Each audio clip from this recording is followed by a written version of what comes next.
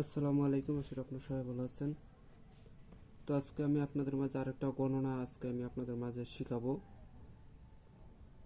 তো আজকে যে বর্তমান এখন যে গণনাটা দিচ্ছি, গণনা আমার ইউটিউবে 4-5টা দোয়া আছে। হিন্দু শাস্ত্রেরও দোয়া আছে, মুসলমান শাস্ত্রের অনেকগুলো দোয়া আছে। যে কোনো একটা আপনারা আমল করে আয়ত্ত করে নিতে পারবেন। আর আজকে যেটা আমি দিব সেটা হচ্ছে তসবি দিয়ে।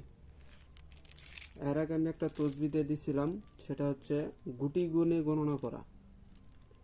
মানে ওইটা হচ্ছে গুটি, মানে দুইটা দুইটা করে গুটি বাদ দিয়ে যেটা শেষে থাকবে, হ্যাঁ ওইটা দিয়ে হচ্ছে গণনা করার পদ্ধতি। আমি এটা ইউটিউবে দিচ্ছি, আপনারা খুঁজে নেবেন তসবিতে গণনা। আর বর্তমান যেটা দেবো সেটাও তসবিতে গণনা, কিন্তু এটা সিস্টেমটা একটু আলাদা হবে। তো এই সাধনাটা করতে গেলে বা এই যদি আপনারা এটার ফয়সালাটা নিতে চান, তাহলে একটা ছোট্ট একটা এসএমএর বা ছোট্ট একটা দোয়ার আপনারা ওইটাকে আমল করে নিতে হবে। আর এক ভাই আমাকে বলছে যে কালকে যে ভিডিওটা ছাড়ছিলাম, যেটা পানির ভিতরে গণনা করা সূরা ফাতিহার 5 নম্বর আয়াত ইহদিনাস সিরাতাল মুস্তাকিম, এটা দিয়েও যদি আপনারা গণনা করতে চান, সাধারণ মানুষ যদি করতে চায় সেক্ষেত্রে হবে না। কেন হবে না?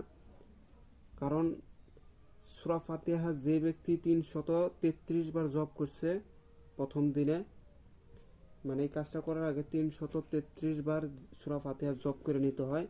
আর সূরা ফাতিহার একটা সিন্নি দিতে হয় 4 মুয়াক্কেলের নামে। সিন্নি বলতে আপনি কিছু পায়েস বা মিষ্টি জাতীয় কিছু নিয়ে আসছেন, 4 ফেরেশতার নামে, জিব্রাইল, মিকাইল, ইসরাফিল, আজরাইল, এই 4 ফেরেশতার নামে দিবেন।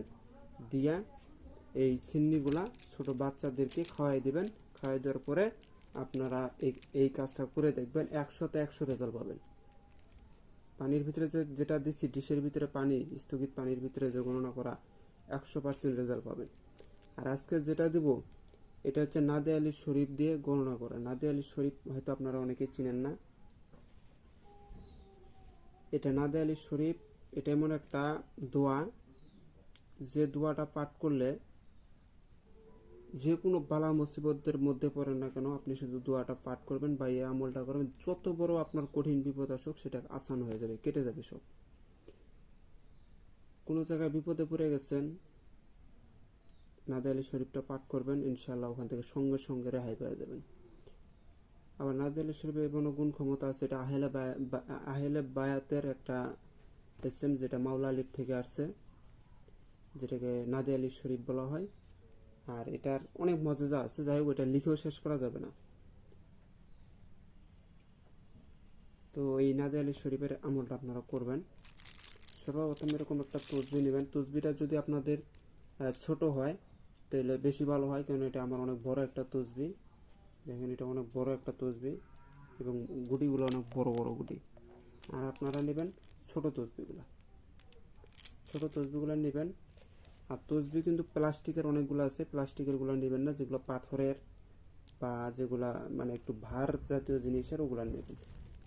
তো এরকম নেওয়ার পরে আপনারা তসবিটাকে সোজা এরকমভাবে রাখবেন।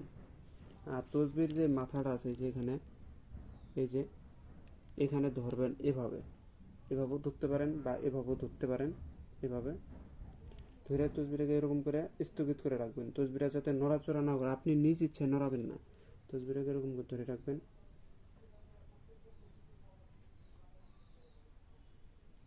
এরকমভাবে ধরে থাকবেন।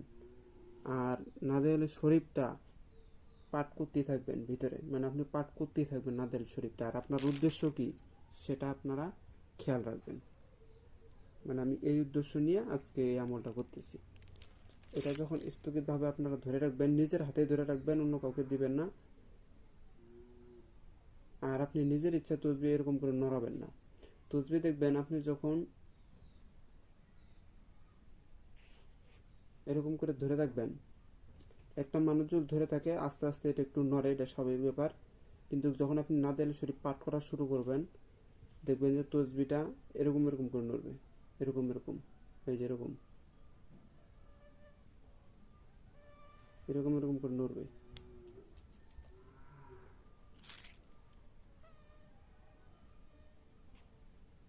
যদি আপনার কোনো কিছু জানার ইচ্ছা থাকে, যে কোনো একটা কাজ করছেন বা যে কোনো বিষয় আপনি যদি জানতে চান, যেমন একটা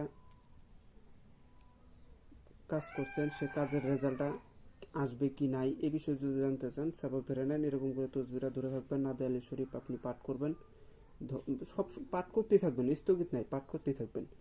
দেখবেন যদি তসবিটা এমনও সময় হবে তসবিটা আপনার এরকম করে নড়বে, এরকম করে, এরকম করে নড়বে, এরকম করে। এখন তো মনে করেন আমি হাত দিয়ে নড়াইতেছি, তখন কিন্তু এটা আপনি আপনি এরকম করে নড়বে। যদি এরকম করে নড়ে তাহলে আপনারা ভেবে নেবেন যে আপনাকে না সংকেত দিচ্ছে, মানে কাজটা হবে না।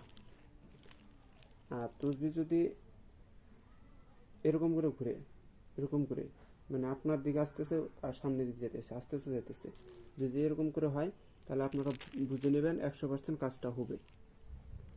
মানে আমি আবারও বুঝাই দিতেছি, নাদিয়া আলী শরীফ তো আপনি ভিতর থেকে পাঠ করতেই থাকবেন, পাঠ করতে করতে যদি তসবিটা এরকম এরকম করে, এরকম এরকম করে, তাহলে আপনারা বুঝে নেবেন আপনার যে কাজে গেছেন সে কাজটা হবে না, বা যে উদ্দেশ্য নিয়ে কাজটা করছেন সেটা হবে না, একেবারে হবে না, উল্টা আরও ক্ষতি হবে এরকম করে নড়লে।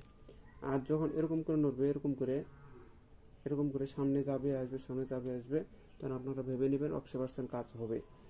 আর যদি তসবিটা এরকম করে ঘুরে, এরকম করে ঘুরে, তাহলে আপনারা ভেবে নেবেন যে এই কাজটা হলেও অনেক দেরিতে হবে, অনেক দেরিতে হবে কাজটা।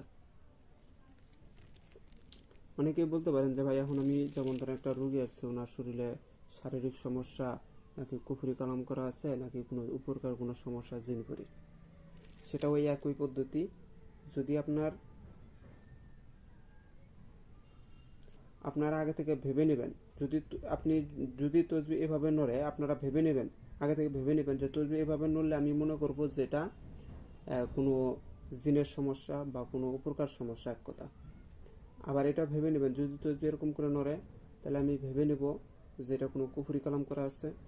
তসবি যদি ঘুরে তাহলে আমি ভেবে নেব এটা শারীরিক সমস্যা। এটা আপনারা ভেবে নেবেন, যে কোনোভাবে ভেবে নিতে পারেন, নিয়ে আপনারা দেখবেন তসবিটা ধরে রাখবেন, যে যেটা মানে সত্য সেটা এই তসবি দেখাই দেবে। যদি আপনার জিনপুরির সমস্যা থাকে, ওই রুগীটা জিনপুরির সমস্যা থাকে, তাহলে তসবি এরকম করে নড়বে, মানে তসবিটা পুরোটাই এভাবে নড়বে। আর যদি শারীরিক সমস্যা থাকে তাহলে ঘুরবে। আর যদি আপনার মানে এরকম করে আপনারা গণনা করবেন, দেখবেন যে নাদিয়া আলী শরীফ পাঠ করলে পারে তসবিটা অটোমেটিক নড়বে। কিন্তু হ্যাঁ, এটা কিন্তু একটা মনে রাখবেন, এটা আপনি পাঠ করবেন, আপনাকেই এটা ধরে থাকতে হবে। যদি বলেন যে অন্য কাউকে দিলাম আমি পাঠ করতেছি, সেক্ষেত্রে দেখাবে না, কারণ এটা নিজের ভিতর থেকে এটা আসে। তাহলে এই ছিল আজকের গণনা। আমি আর একটা গণনা দেবো, আমি যেগুলো গণনা দিচ্ছি বেশিরভাগ ওই ইসলামিক গণনাগুলো দিচ্ছি। আমি এরপরে যে গণনাটা দেবো এটা হচ্ছে হিন্দু মতের গণনা দেবো, অর্থাৎ হিন্দু শাস্ত্রের যারা হিন্দু ভাইরা আছে তারা যেন গণনাগুলো করতে পারে।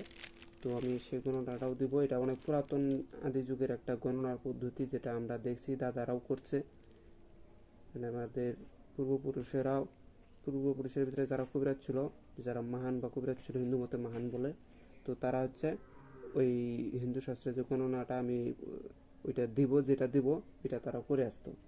তো যাক আমি ওইটা আপনাদেরকে শিখাই দেবো।